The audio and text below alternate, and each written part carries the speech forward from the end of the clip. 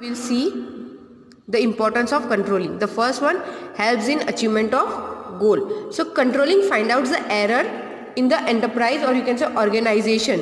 You will evaluate the result and compare the standards, and if there is any deviations found, you can easily take a corrective action. So it helps you to do according to the planning and helps in achieving a goal. Next, it is a control of activities.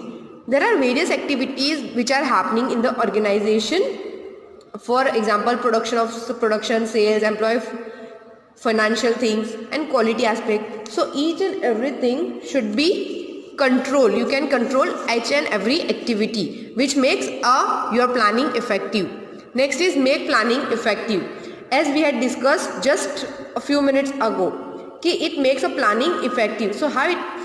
Because you are continuously supervising all the activities. So when you are supervising them, and if any deviation found, you are taking corrective steps immediately. So it makes, or it ensures that your activities are going according to your plan. So thus it makes planning effective.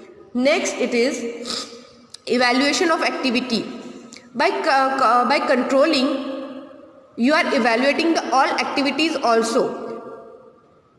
When you are evaluating the activities, you are comparing it with the predetermined standards, which are the standards which are established priorly, and you are evaluating them by comparing these two, pre-decided standard and your actual performance.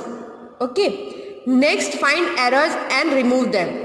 When you are evaluating your activities, okay, with the pre-established standard, you will find out that is both are matching or not, and is there any deviation or errors, then you will take necessary steps to remove that.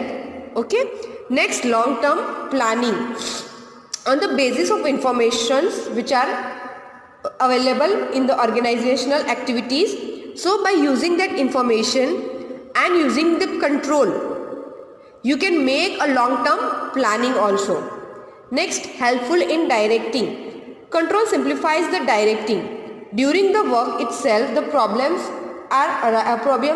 and deviations can be known, and steps should be taken to remove them. So it helps in organization achieve the predetermined objective. So it is useful in a directing also. Next is barometer of efficiency.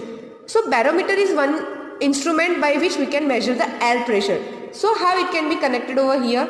So if we control is exercised efficiently, if we utilize this controlling activity efficiently, then management is also becomes efficient. So control is called as a barometer of efficiency of management.